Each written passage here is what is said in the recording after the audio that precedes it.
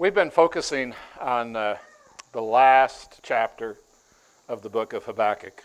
We have been, I think, just really fortunate because in this book we get to follow Habakkuk when he's stuck in child logic, and we get to watch him as he questions God within that immaturity, but we also get to watch how that he comes to the point of developing passionate faith.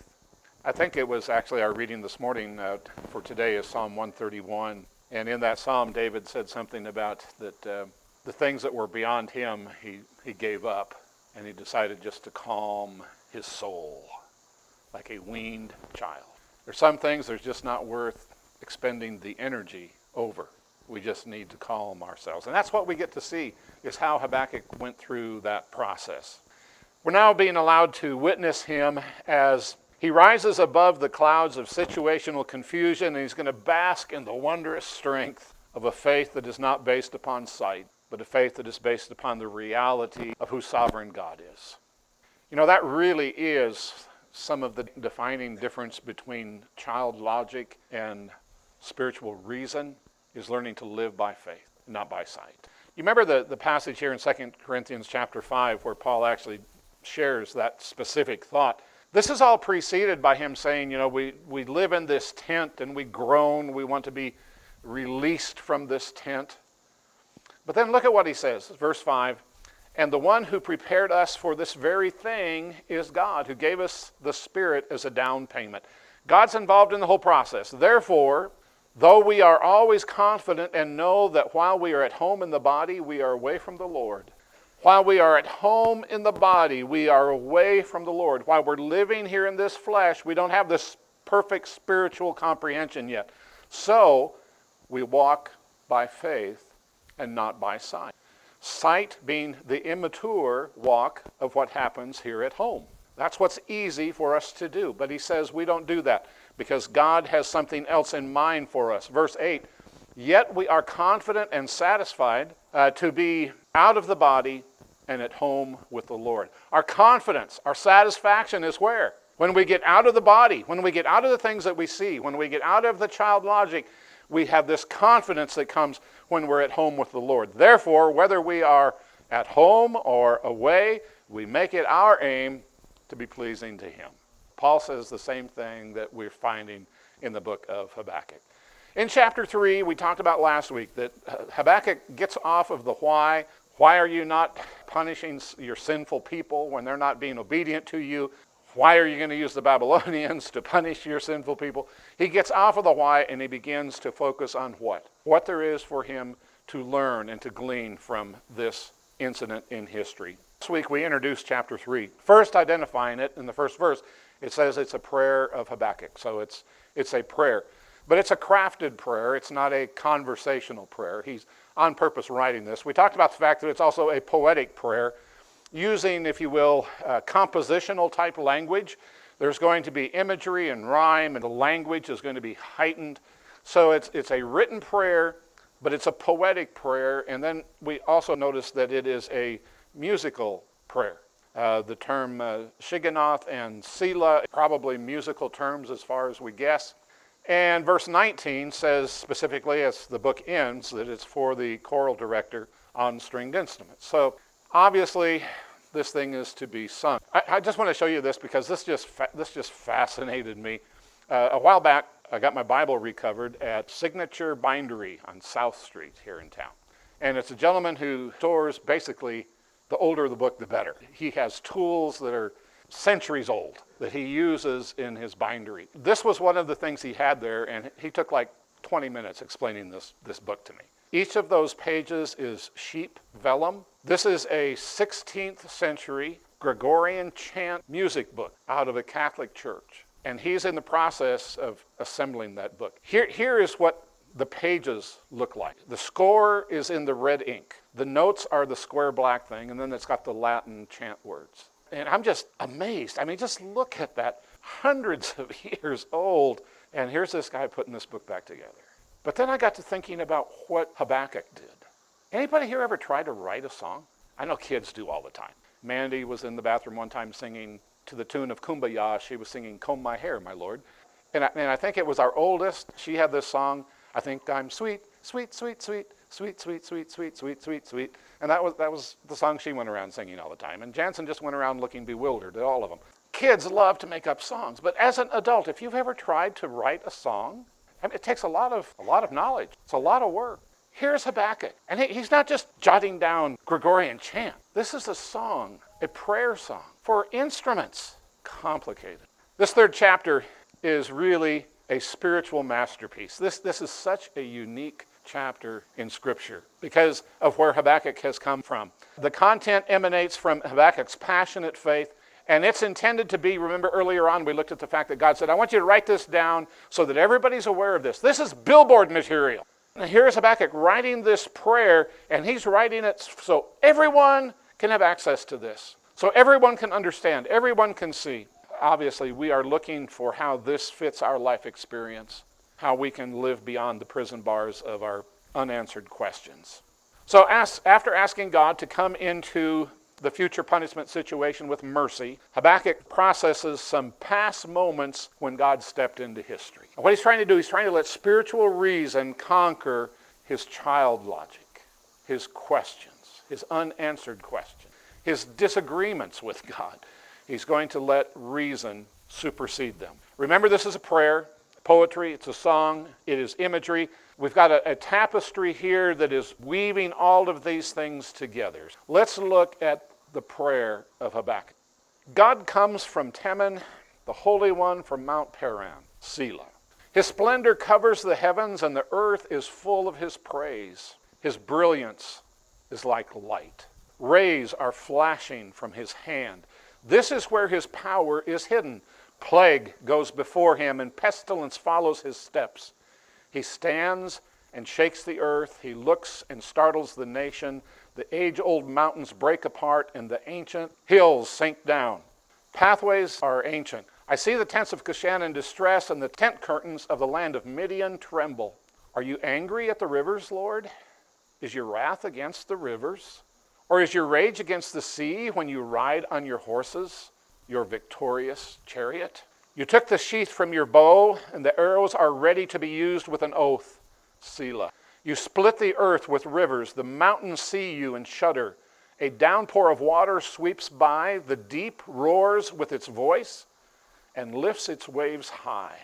Sun and moon still in their lofty residence at the flash of your flying arrows, at the brightness of your shining spear. You march across the earth with indignation. You trample down the nations in wrath. You come up to save your people, to save your anointed. You crush the leader of the house of the wicked and strip him from foot to neck. Selah. You pierce the head with his own spear. His warriors storm out to scatter us, gloating as if ready to secretly devour the weak. You tread the sea with your horses, stirring up great waters. This is an emotionally charged reason for faith that Habakkuk has come to. It's freed him from the bondage of his child logic. It is such that it will rise above every trying trial and tribulation with which any of us are ever tormented. Most of this imagery has to do with Israel coming out of Egypt. But why choose primarily Israel coming out of Egypt? And the more I thought about this, it just amazed me. This really is one of the most powerful evidence to reason God that we have. Think about the numbers. You know, if I want to use the flood to reason the power of God, I've only got the witness of 8 people. If I'm going to use God freeing the Israelites out of Egypt, how many people do I have as witnesses of that? You know, the numbers, and I did a lot of reading, the scholars fight back and forth. 30,000 Hebrews being released, 2.5 million. So let's just cut it in half. Let's say there's 1 million of them. 1 million people witness what God did in freeing Hebrews from Egyptian bondage. But it isn't only their witness, because you remember, even 40 years later, do you remember what the people are saying? We've heard about these Israelites and how God did what? 40 years ago, he brought them out of Egypt. There's still a witness to the power of God that's going on 40 years later from people who didn't see it, but have heard about it. This is a powerful moment of history. Scholars suggest that Edom and Paran represent the desert wilderness and the mountains, basically retracing the path that Israel took as they came out of Egypt. God comes over the desert and the mountains. His brilliant splendor fills the heavens, cloud by day, pillar of fire by night. I've seen all the drawings, the artist's depiction, this little pillar. But if you've got 2 million people and you're trying to see a little pillar, it's got to be huge. It's got to be huge. It's got to be the whole sky. The whole sky is a cloud, and it's leading this huge mass group of people. At night, this pillar of light's got to be huge. The splendor of God. And then his appearance at Sinai. The Bible gives a powerful description of the thunder and the lightning and the flashes and tremendous sounds and the flashes that come from his hand. The word that is used there in the Hebrew for ray only has one other appearance in the entire Old Testament. It comes from the hand of God, and again, the imagery, I think, is best understood. This is Sinai, where God's hand is blazing forth those. The only other place it's used is in reference to the face of Moses. After he has seen the glory of God, his face is putting off rays. That's the only other place that word appears. When God stepped into Egypt, the plagues came before him, and he left burning coals, pestilence behind him. These pharaohs proclaimed themselves to be God. But when God stepped into Egypt, the plagues went before him. And when he stepped out, there was nothing left but burnt coals. The imagery, Babylon may be a dreaded power that Habakkuk is feeling so fearful about right now. But Habakkuk, you need to remember that when God shows up to rescue his people, watch out. Nothing will stand against God's entry into history. And so I think this is where Habakkuk has gotten. I look back at this incident in history, and God marched his way into ancient Egypt, and they dissolved. They came to nothing by the power of God. So I can trust that same God now. Verse 6, it says, God stands above the entire earth in such a way that he can shake it.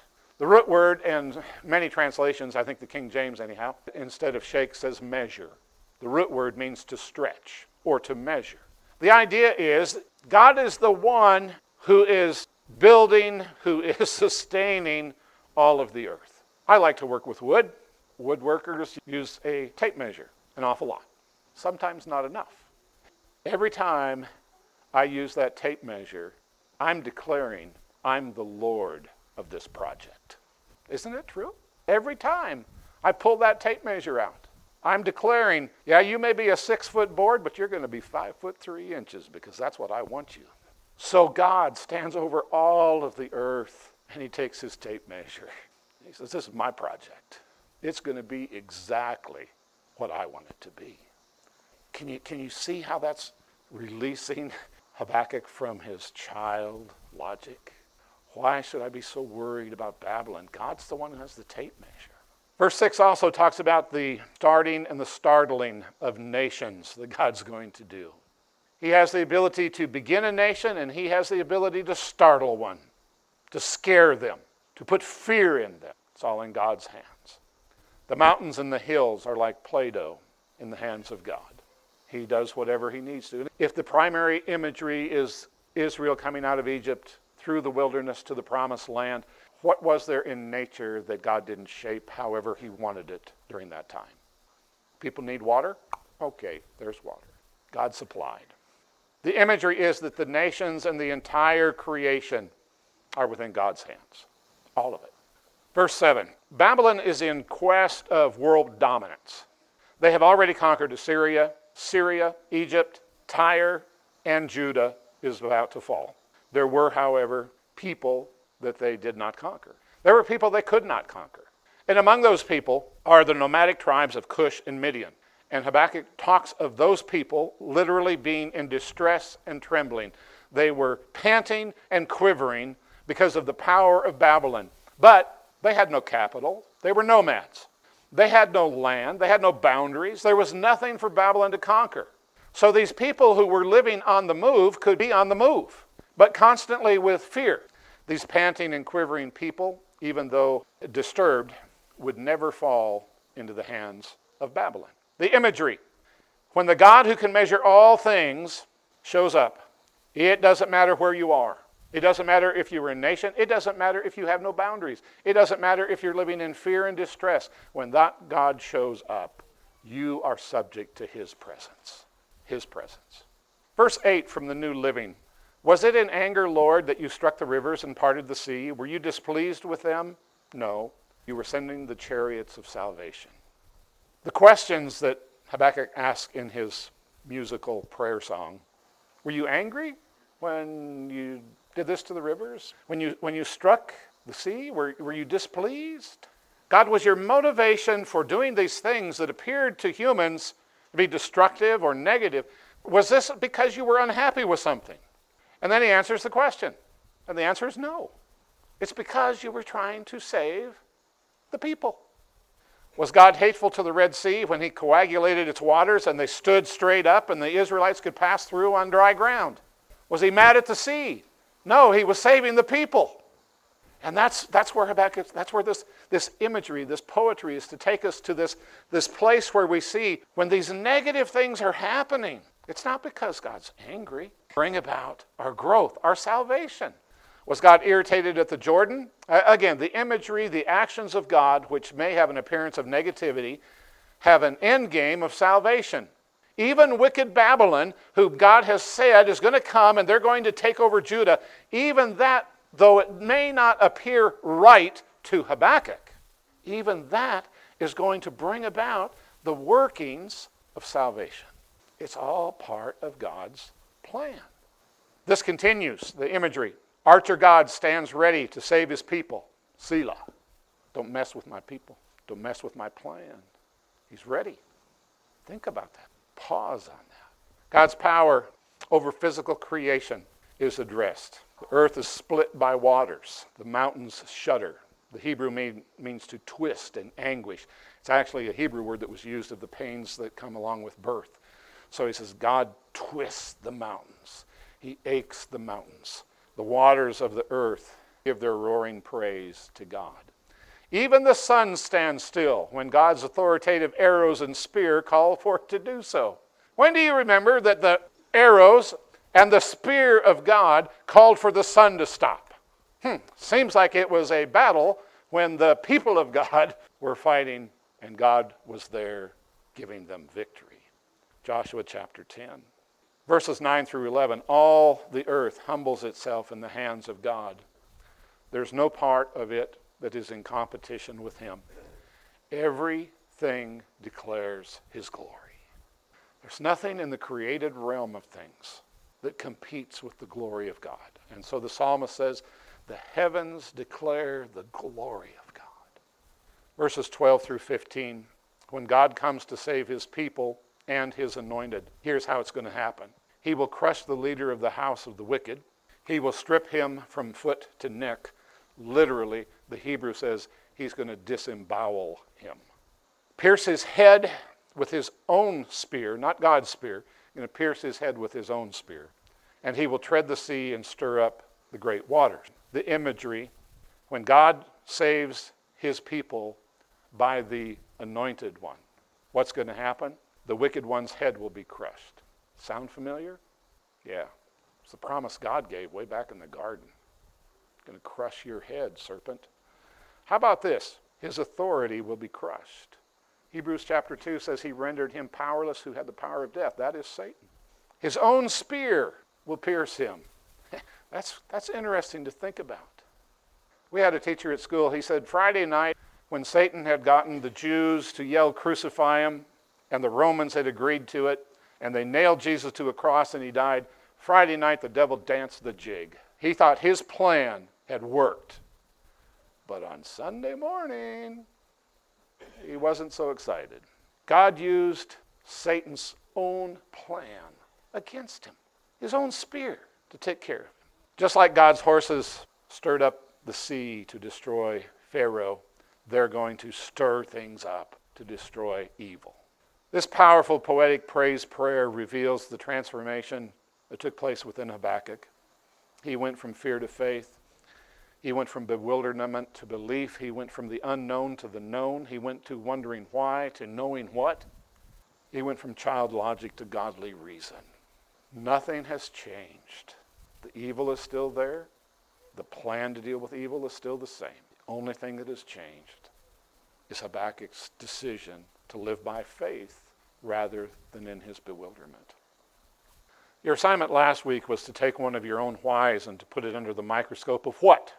And I hope if you had time to do that you began to realize that looking at a situation just with that little change possesses great power. We're able to glean some things that we miss if we just get stuck on the why. Why is this happening? If we start asking what, it calms our spirit, rests our soul. Just changing the question enlarges some possible answers. This week, I want you to take a why, and I want you to use some of the specifics that we've looked at from chapter 3. Some of the specific imagery that Habakkuk used to conquer his why and to understand the what because of God's superiority and sovereign power. And I want you to just process it that way. Take the why. What does it mean? The plagues go before God and then nothing comes after him. What does it mean that God measures the earth and everything that's going on in it? What does that mean to your why? Take some time and do that. Apply what God is to your why. He's a power greater than any national strength. He is greater strength than any natural happening. When God makes measurements of history, nothing stands in the way of his projects, and all God's activity points to human salvation. Process what's in your heart with those realities. You'll find some rest, I'm sure. This is a story about Alan Gardiner. He was from England. He was born in 1784.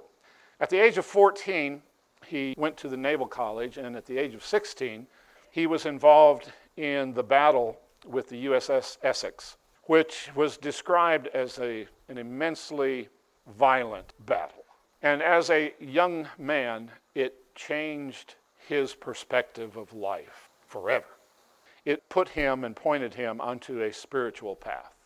In his travels in the Navy, he was impressed with South America, and so his heart's desire was to go to South America as a missionary and to teach those people about Christ. He married in 1821, had 5 children, and his wife passed away in 1834.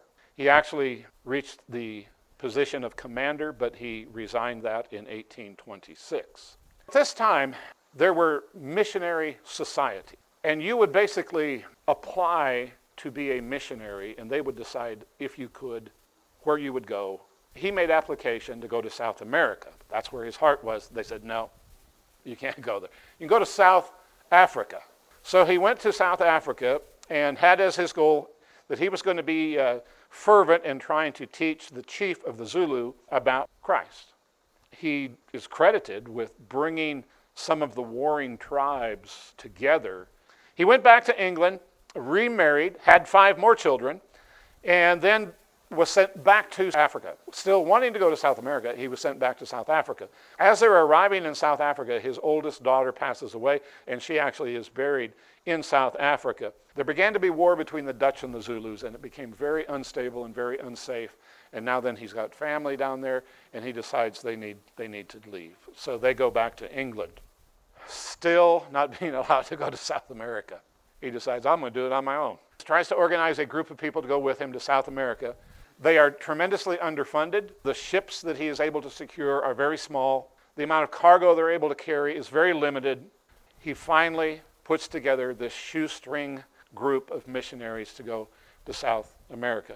They got there, they set up their camp, they secured their supplies in what they thought was a secure location, but the natives began to steal their supplies. Their mindset was, we're here to teach these people about Jesus. We're not going to shoot them for taking our supplies. So they just let the people have their supplies, which soon left them totally without anything. Pretty soon they literally all began to starve to death.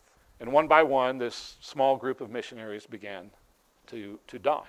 Gardner was the last one living. He kept a journal. When the bodies were later discovered, the journal that he had kept was found in his hands, and this was the last entry that was in that journal. My joys are with him whose delights have always been with the sons of men. And my heart and spirit are in heaven with the blessed. I have felt how holy is that company. I have felt how pure are their affections. And I have washed me in the blood of the Lamb and asked my Lord for white garment, that I too may mingle with the blaze of day and be amongst them who are the sons of light. Much more could I add, but my fingers are aching with cold, and I must wrap them up in my clothes. But in my heart is warm with praise, thanksgiving, and love to God my Father, and love to God my Redeemer. And then this passage. Young lions lack food and go hungry, but those who seek the Lord will not lack any good thing. Talk about passionate faith. A couple of encouraging elements lifted off Facebook. You were never meant to bear the weight of having it all figured out, but you are meant to trust the one who does. At some point, we've got to stop thinking God didn't hear us and ask ourselves if we're hearing him. Okay, I've got to go back to the missionaries in South America. John Maidment was a fellow missionary. He passed away before, obviously, Geringer did. He also kept a journal. And here's what was found in his journal. Come, O my soul, arise and dwell in everlasting love. Forsake this transitory scene and soar to realms above.